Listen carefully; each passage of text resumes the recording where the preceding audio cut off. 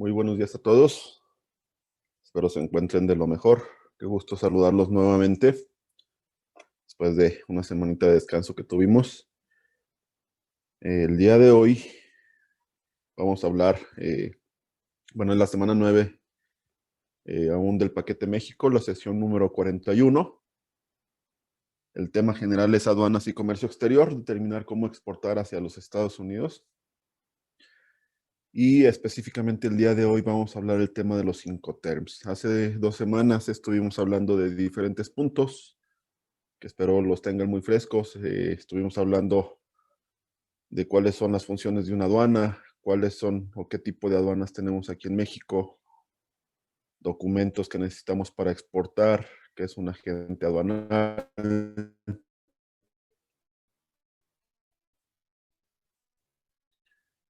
cómo podemos revisar a un agente aduanal, tenemos que resguardar en nuestro expediente fiscal y por cuánto tiempo. Recordamos que comentábamos que el expediente es tanto de importación como exportación. Tenemos la obligación para que la autoridad pueda realizar o ejercer sus facultades de comprobación, ¿no? Entonces, todos esos temas los estuvimos platicando hace 2 semanitas. Son temas muy importantes. De repente pueden parecer cosas obvias, pero muchas veces las dejamos pasar, ¿no? Por alto. Y en cuanto tengamos o tenemos alguna revisión por parte de la autoridad, ahí es donde tenemos problemas y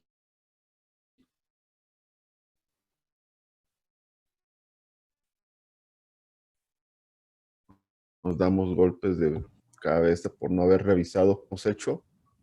Si ustedes tienen un departamento de comercio exterior, bueno, pues decirles que les presten un expediente y en base a lo que hemos visto, revisarlo, si están completos, si tienen los COBES, el famoso DODA, el pedimento simplificado como lo pedía el artículo, este, que esté, modulado.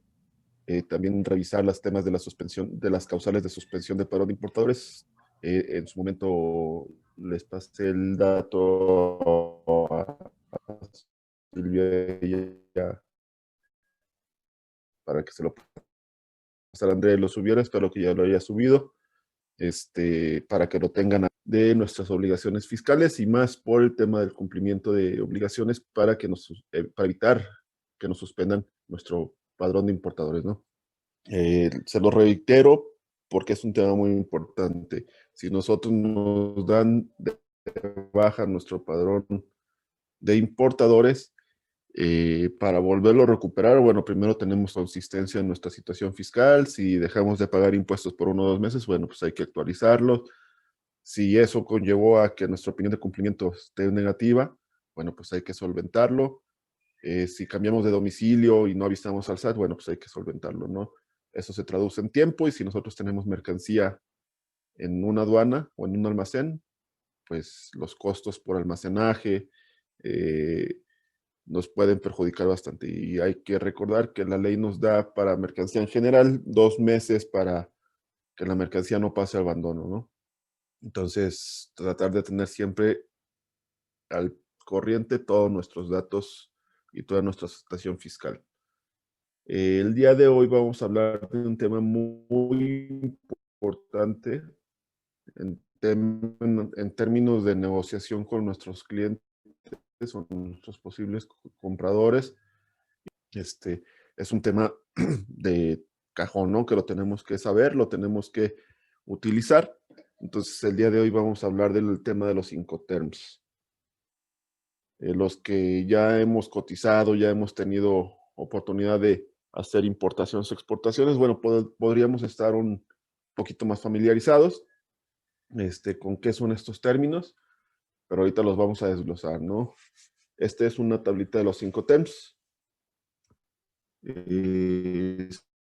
me hizo muy práctica porque selecciona ahí por grupos. No todos los Incoterms se utilizan para todas las modalidades de transporte. Es muy conocido que cotizamos para un envío aéreo y ponemos FOB, ¿no? O ponemos un Incoterm que no está bien declarado. Entonces es importante saber cuál grupo le corresponde, en qué tipo de Incoterm vamos a utilizar para que sea de manera más óptima, ¿no? Es muy importante señalar los Incoterms en los contratos de compraventa que nosotros podamos hacer, porque los Incoterms delimitan las obligaciones y responsabilidades que tenemos nosotros como compradores, tanto, bueno, nosotros como compradores o vendedores, como nuestro comprador o vendedor, ¿no? Si en este caso que estamos hablando en Estados Unidos, bueno, ¿cuáles son mis responsabilidades para mandar el producto hacia Estados Unidos? ¿Y cuáles son las responsabilidades que tiene mi comprador, no? Si mi responsabilidad como vendedor es ponerlo nada más en mi bodega, o ponerlo en frontera, o ponerlo hasta la bodega de nuestro comprador. Delimitar estos contratos, estos términos en un contrato de compraventa nos puede evitar muchos dolores de cabeza, y conocerlos de manera adecuada también, ¿no? Siempre considerarlos. Ahorita vamos a empezar a platicar qué son los Incoterms. Esta tablita ahorita vamos a volver a ella, es muy gráfica. A mí me gustó mucho, por eso la puse, la compartimos de nuestros compañeros del Diario del Exportador, que hicieron muy buen trabajo aquí, ¿no? ¿Qué son los Incoterms? Bueno, pues tal cual, por sus siglas en inglés en traducción serían los términos de comercio internacional. International Commerce Terms, en pocas palabras. ¿Para qué sirven? Pues sirven para llegar a un acuerdo de responsabilidades entre nosotros como vendedor, en este caso que estamos hablando de exportaciones. El término Incoterm es un acrónimo, como decíamos, para términos de comercio internacional. Tal cual viene así descrito. Ahorita vamos a ver cómo surgen los Incoterms y en base a qué han ido actualizándose, ¿no? ¿Qué son? En definición, ¿qué son los Incoterms? Son las reglas esenciales del mundo en términos de comercio de bienes. Esta definición la da la Cámara de Comercio Internacional, que es quien publica los Incoterms, ¿no? Ahorita últimamente se han publicado cada 10 años. Estamos en un muy buen momento para aprendérnoslos porque se acaban de modificar. Entraron en vigor a partir de este año, entonces estamos en buen momento, ¿no? Si nos aprendimos los Incoterm 2010, bueno, pues ahora hay que modificarlos, hay que actualizarnos, utilizar los Incoterm 2020. El objetivo de los Incoterm es establecer criterios ya bien definidos, cuáles son las distribuciones de los gastos que nosotros vamos a tener y dónde vamos a transmitir los riesgos. Esto se determina entre un importador y un exportador, entonces es muy importante considerarlo. Hay 11 términos, están abreviados en 3 siglas, todos, y cada uno, bueno, pues va aumentando o adquiriendo responsabilidades diferentes. Los 11 términos es EXW, ahorita los vamos a explicar de uno por uno. El segundo es FCA, el tercero es FAS, el tercero es FOB, que es el más común, el que más se utiliza. Incluso cuando nosotros hacemos una cotización, por ejemplo, de China para acá, para cuando vamos a hacer importaciones, bueno, siempre los chinos nos cotizan FOB independientemente del tipo de tráfico que vayamos a utilizar, no si es aéreo, marítimo, ellos siempre nos cotizan FOB. El que sigue es el CFR, el CIF, el CPT, el CIP, el DPU, DAP y el DDP. Los Incoterms regulan la entrega de mercancías, la transmisión de riesgos, la distribución de los costes y los trámites de documentos. No regulan la forma de pago que vamos a utilizar y la legislación aplicable en cada uno de los países a donde se manden los productos, ¿no? Es muy importante tener en cuenta esto. Si nosotros vamos a utilizar un convenio de compraventa, un contrato, bueno, utilizar el Incoterm, revisar que se apega a lo que estamos negociando, pero también señalar por parte separada cómo va a ser el pago y quién se hace responsable de cumplir con la legislación aplicable, ¿no? Quién se va a hacer el cargo de pagar impuestos de importación, de hacer los trámites si hay restricciones y regulaciones no arancelarias, si necesitamos algún permiso, algún etiquetado. Es muy importante tenerlo en cuenta. Esta es la historia de los Incoterms. Como decíamos hace un momento, la Cámara Internacional de Comercio es quien nos publica. Ya tiene muchísimo tiempo. El tema de los Incoterms apareció en 1923. Este primer sondeo de términos comerciales por parte de la Cámara Internacional de Comercio. Ya una vez que estaba establecido el primer sondeo, bueno, ya con una mejor claridad, en 1928, cada uno de las publicaciones tiene un nombre, ¿no? Por ejemplo, el 23, el primer sondeo de términos comerciales de la Cámara Internacional de Comercio. En el 28, la claridad mejorada. En 1936, pautas globales. Cada uno va teniendo su nombre y así está identificado, ¿no? En el 28, con la claridad mejorada, para examinar discrepancias del primer sondeo que se había realizado, y el rango fue expandido a la interpretación de términos utilizados en más de 30 países. Hubo una claridad más amplia, se pudieron solicitar experiencias a países que ya estaban utilizándolos para poder realizar una mejor adaptación de los términos a nivel internacional. En 1936 se genera la siguiente modificación, de acuerdo a las pautas globales para los comerciantes. En esta época surge la primera publicación tal cual de los Incoterms con solamente 6 términos. Y ahí en adelante se han ido modificando, se han ido agregando, se han ido quitando, de acuerdo a la modificación o a la adaptación que ha tenido el comercio internacional en nuestros tiempos, ¿no? En 1953 está la etapa de la Segunda Guerra Mundial. Se suspende todas las revisiones del 36 hasta el 53 por la década de los 50, ¿no? Con el aumento del transporte ferroviario se agregan 3 nuevos términos. En 1967 se hacen correcciones malinterpretadas, se publica una tercera versión de los Incoterms que se modifica y corrige malinterpretaciones que se habían venido estableciendo anteriormente y se agregan 2 términos más. En 1974, con la incursión de los viajes aéreos, bueno, los términos de comercio internacional se tuvieron que actualizar y esto da lugar a una nueva versión que incluye el famoso FOB o libre a bordo aeropuerto. En este caso específico venía muy detallado que era para el tema aéreo. Tal cual lo decíamos, libre a bordo de aeropuerto. A partir del 80 se han venido estableciendo cada 10 años. Con la proliferación del transporte en contenedores, esto vino a mejorar muchísimo el tema de condiciones de comercio exterior, de logística internacional.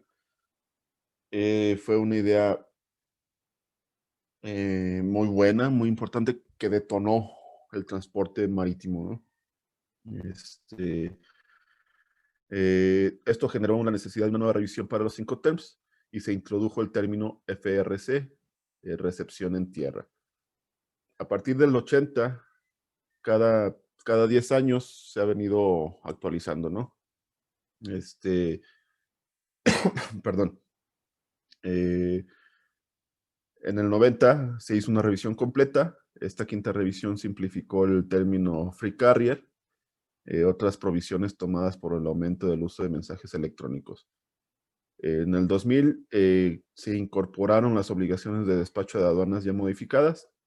Se determinaron 2 Incoterms nuevos, el que era el el FAS y el DEQ.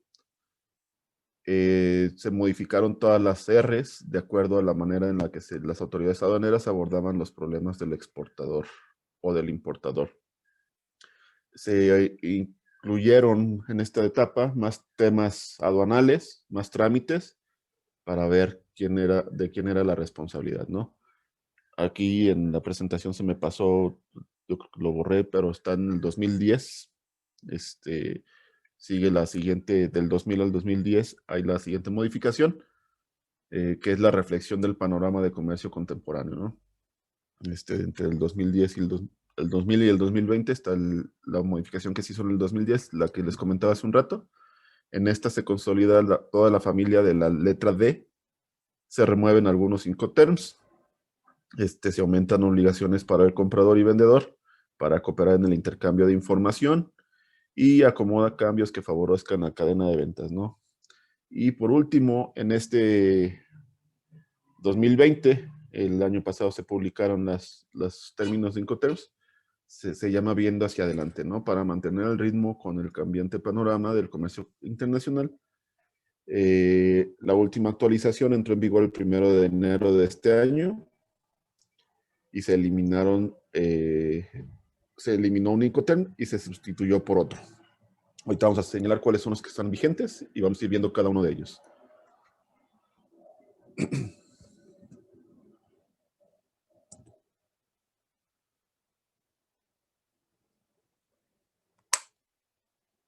Muy bien, los Incoterms. Como ya veíamos, los primeros Incoterms fueron publicados por la Cámara Internacional de Comercio en 1936. Ellos proveen definiciones y reglas de interpretación aceptadas internacionalmente para los términos comerciales más utilizados en el contrato de ventas de bienes. Las reglas han sido desarrolladas y mantenidas por expertos y practicantes dentro del área de comercio internacional y logística, unidos por la Cámara Internacional de Comercio. Se han vuelto un estándar internacional para la creación de reglas en negocios internacionales. Ayudan a evitar costos malentendidos al clarificar las responsabilidades, cuáles son los costos que generamos, los riesgos a los que estamos involucrados en cualquier entrega de bienes con un vendedor y un comprador. Estos muy importantes son reconocidos por la Comisión de las Naciones Unidas para el Derecho Mercantil Internacional, por sus siglas en inglés, es un CITRAL. ¿Es obligatorio tener un Incoterm? No, no es obligatorio. ¿Es recomendable? Sí, 100% recomendable por lo que ya hemos dicho, ¿no? Con ellos delimitamos cuáles son nuestras responsabilidades como vendedor y las responsabilidades o compromisos con nuestro comprador. Es un tema aceptado por la Organización Mundial de Aduanas, por la Organización Mundial de Comercio.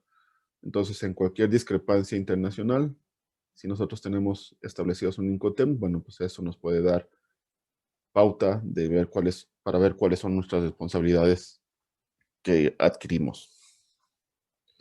Vamos a entrar de lleno, perdón, al tema de los Incoterms. Vamos a ir detallando de uno por uno y vamos a ir explicándolos, ¿no? Al final de cuentas vamos a volver a la primer pantallita, donde venían la gráfica de cuáles son los Incoterms para poder darle una mayor revisión y para poder ejemplificarlo, ¿no? Es muy importante que al momento de que nosotros hagamos algún acuerdo comercial con alguno de nuestros compradores, ser siempre éticos, tener los valores bien establecidos. Le cuento una historia, una anécdota que un amigo me platicó. En su momento, un empresario de Jalisco hizo acuerdos comerciales con un empresario de Estados Unidos, una empresa muy grande para poder distribuir productos allá de su marca. Entonces, toda la negociación iba bien. El último paso fue que viniera la persona que iba a ser responsable de firmar el contrato a Guadalajara. Se reunieron todos, se acordó. La persona que venía de Estados Unidos les dijo que estaba muy bien, que todo el contrato, que todas las revisiones y las negociaciones iban a ser aceptadas y que al día siguiente firmaban el contrato. Como somos los mexicanos, pues somos muy agradecidos, somos muy atentos. Se les hizo fácil llevarlo a un restaurante y al Parián, el que conozca Guadalajara lo debe de conocer. Se lo llevaron a comer, le dieron tequila, que es lo más conocido aquí en nuestro estado. Y pues estuvo a gusto, ¿no? La persona americana estuvo a gusto. En eso se les hizo fácil a los mexicanos sacar el contrato para vender, para que lo firmara esta persona. Y la persona le comentó, el americano les comentó que no se preocuparan, que al día siguiente iban a revisar el tema de la firma, que ahorita no era momento para revisarlo. Al día siguiente le llegó un correo al dueño de la empresa, al mexicano, donde decía que el convenio había sido cancelado porque el americano interpretó que quisieron abusar de las condiciones de cómo estaba, ¿no? Que estaba tomado, entonces, eh, por un tema así tan sencillo, se cayó una negociación de millones de dólares, ¿no? Entonces, es muy importante tener ética, ser éticos, tener valores y demostrarlo siempre y en todo momento.